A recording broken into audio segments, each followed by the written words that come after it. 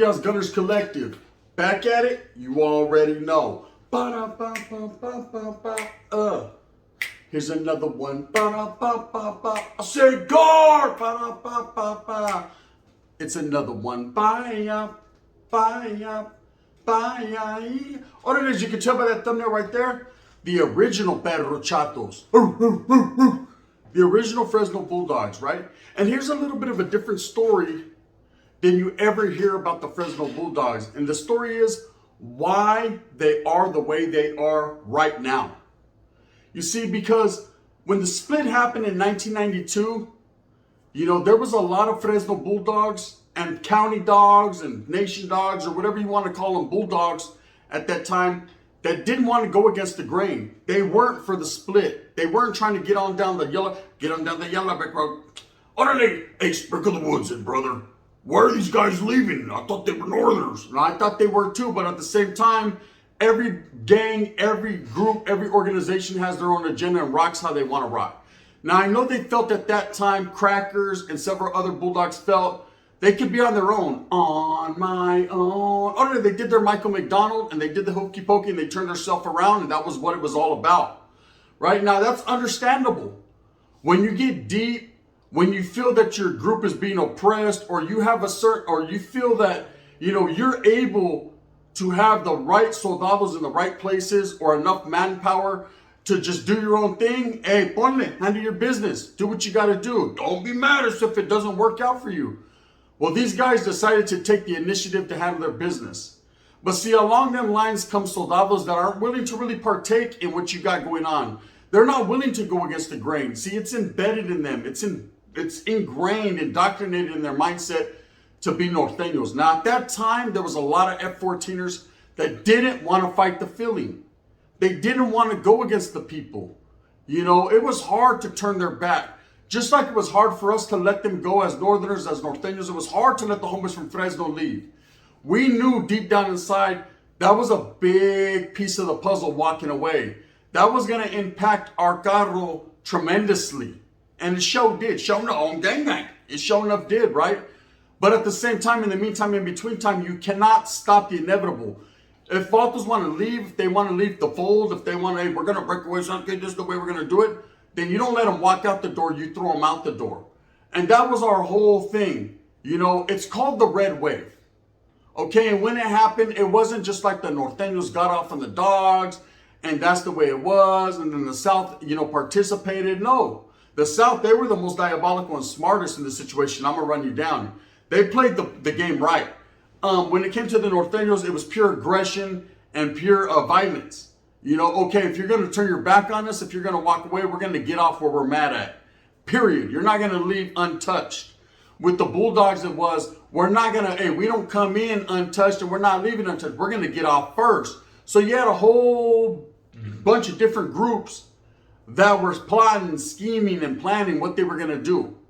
Okay? The reason I do this spiel is because those two dogs that you see right there on the thumbnail, those are two of the original dogs that took the initiative to make things the way it is now. Do you see what I'm saying? Okay. At one point in time, even in the youth authority, when I was in the youth authority, when the split happened between the Perro Chatos and the Norteños, there was a lot of dogs that would get at us undercover and wheelers and be like, hey, bro, we still got your back. We're still homies. We're never going to let the 14 go. This is what it is with us. And there was a few that were like, nah, Charlie, Holmes, it's a pure split. It's a break. We are no longer what you vatos are, what you guys, are with. We're not with that program no more. So let's get here. You can have your Welga birds back. Hey, bro, no, here they fly. Here, go ahead. It can fly to you. That's how they chose to rock. Now, guys like Phantom and guys like the other vato right there from Calwa, you see them two individuals right there? Them individuals are two of the hardcore individuals with the wiggle on the reason why it is now. Phantom especially, and I can speak on Phantom's, and I'll say this, okay? When it comes to Phantom, he was a firm and true believer in Bulldog, period.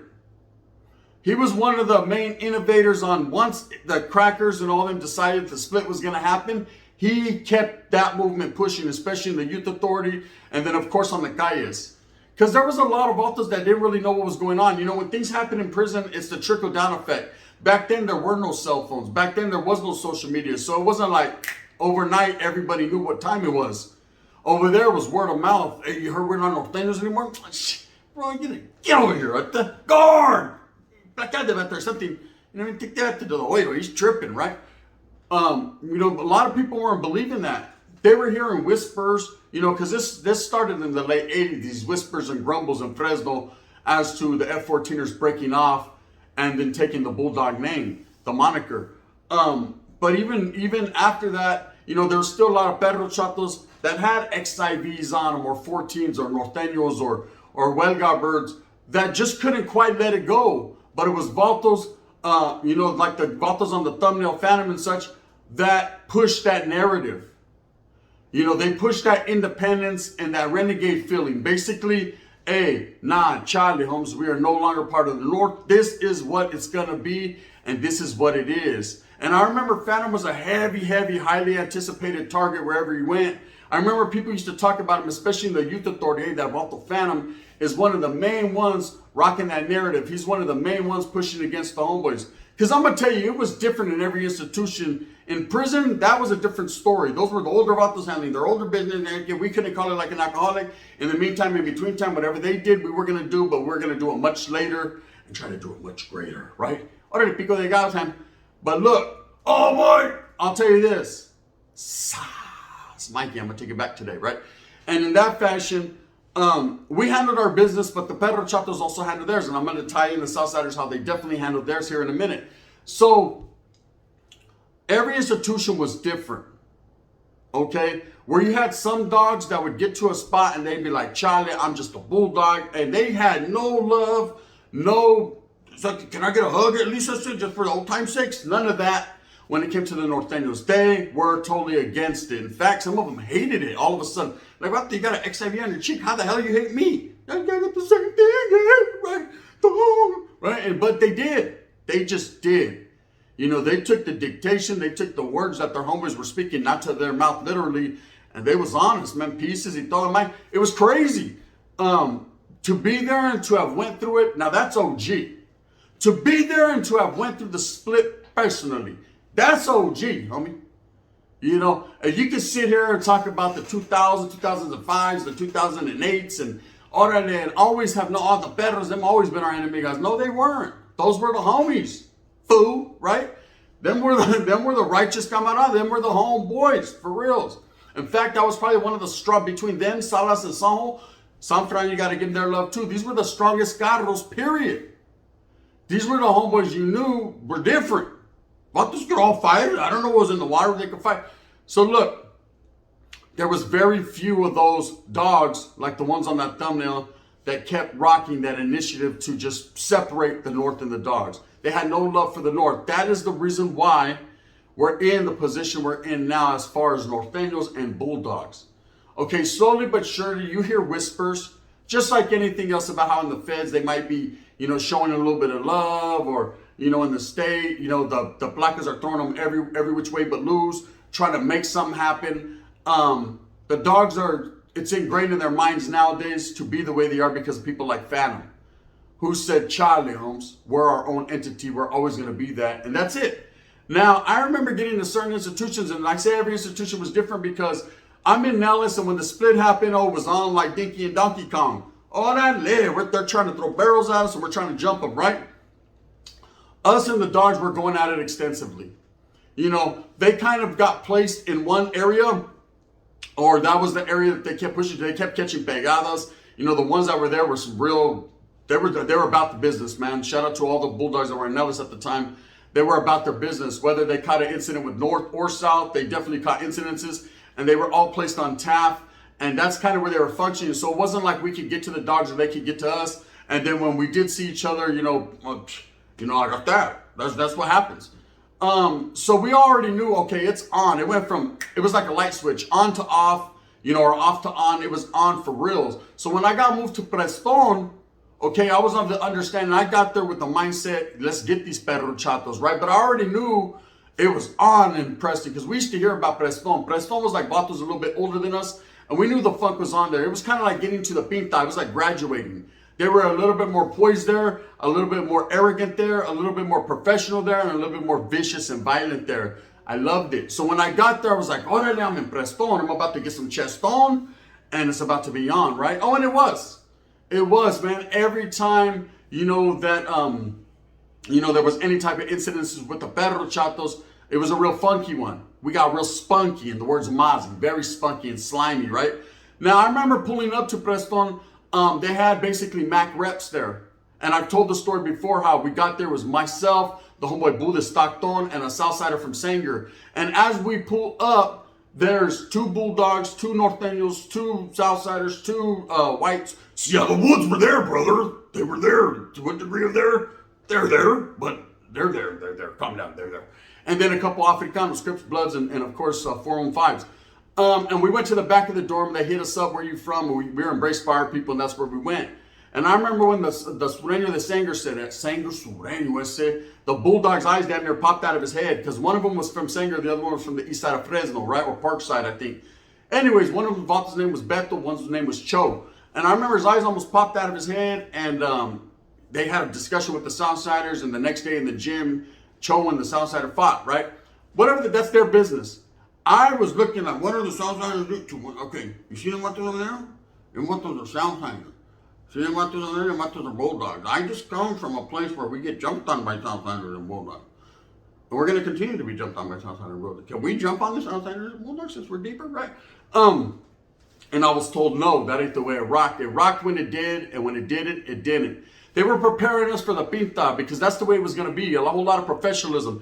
Now, I didn't know at that time, like I do now, the Bulldogs were not going to get any type of love, and they were going to be segregated away in the pinta. Maybe not now, maybe not exactly today, where they're everywhere. Corcoran, Pelican Bay, High Desert. They're being placed wherever administration wants to place them, like ragdolls, which is an ugly and unfortunate situation. But at the same time, this is how it was.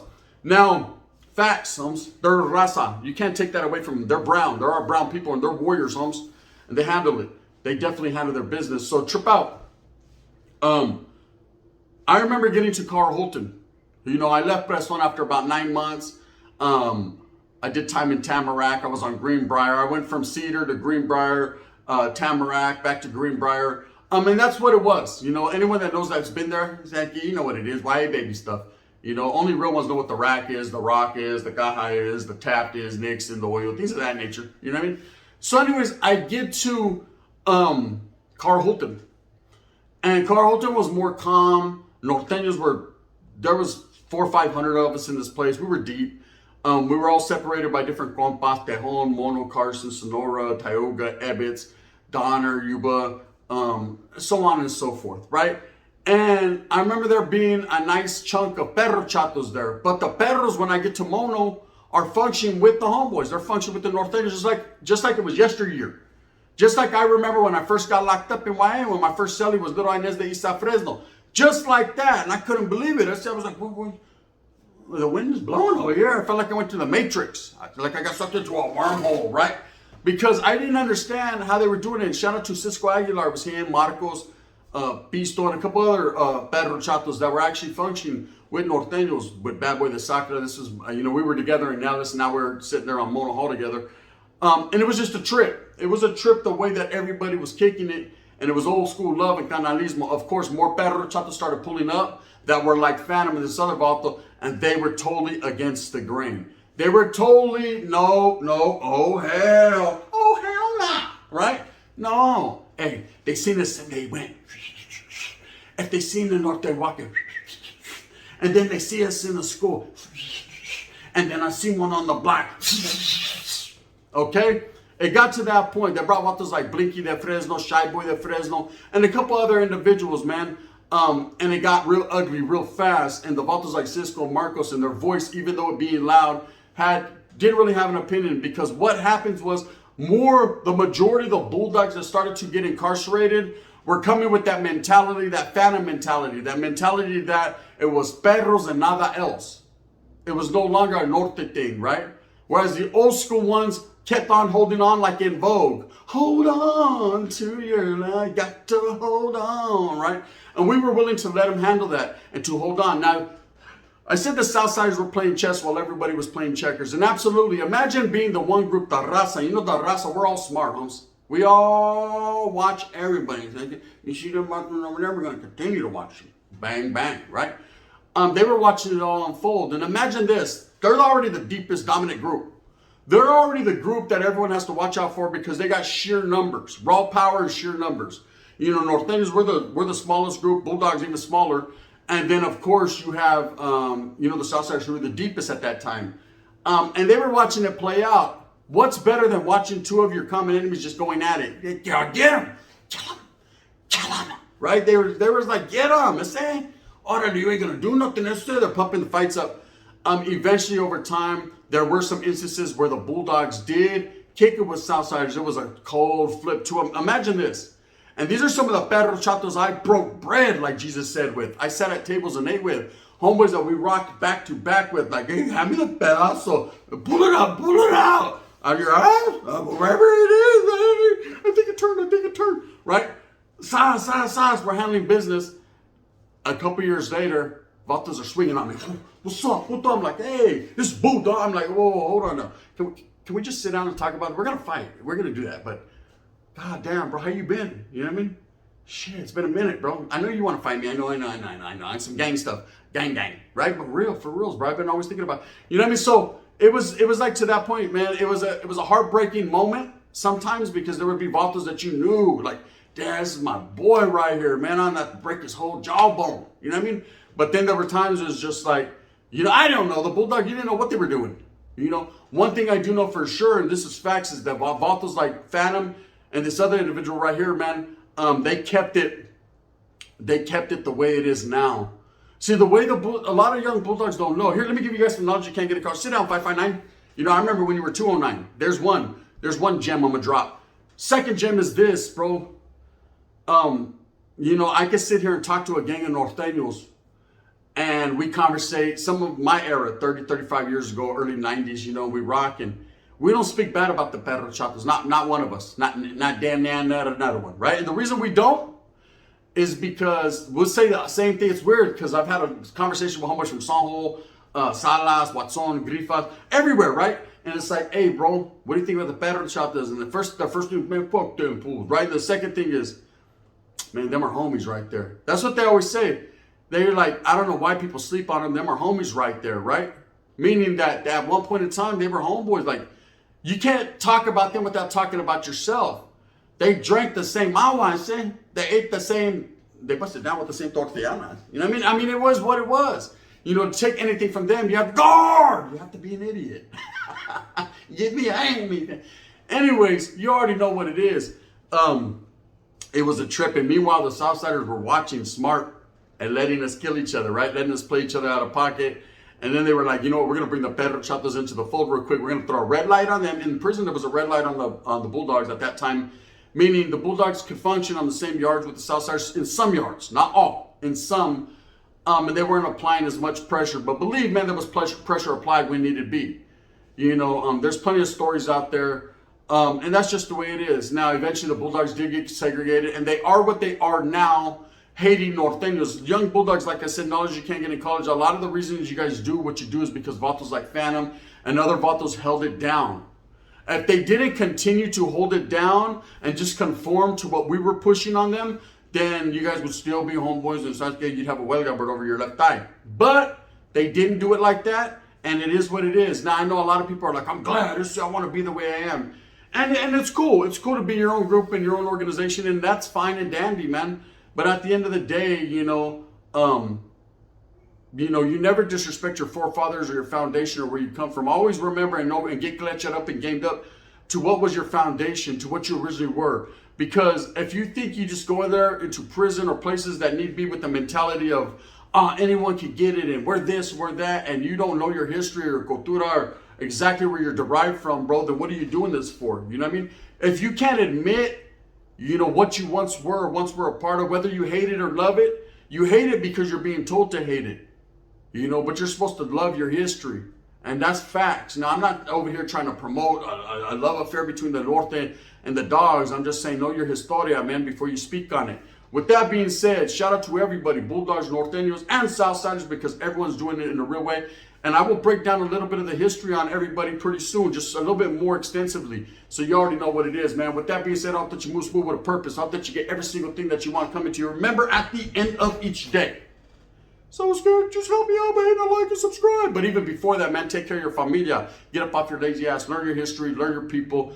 Have love for the raza, because that's what matters the most. What about the woods, brother? Do we even count? Yeah, you guys count. I told you I got coffee for you. It's written all over you. You don't have to say your word. Oh, I'm glad, brother. Oh, Mean Gene. Anyways, with that being said, man, hit me with that like and subscribe, that thumbs up one time, man. I highly appreciate it. There's a notification bell right there. If you want to touch it, that would help me out immensely and greatly. You know, like and subscribe, because I'm dropping gems and jewels every single day, and they're like diamonds when they shine. If you don't like me, you can hit that thumbs down. Heavy's going to be the head that wears this crown. I'm going to continue to strive and struggle for what I truly believe in. And that's bringing the best content possibly I can on YouTube, as well as bringing the raza together. The woods. Yeah, the woods, brother.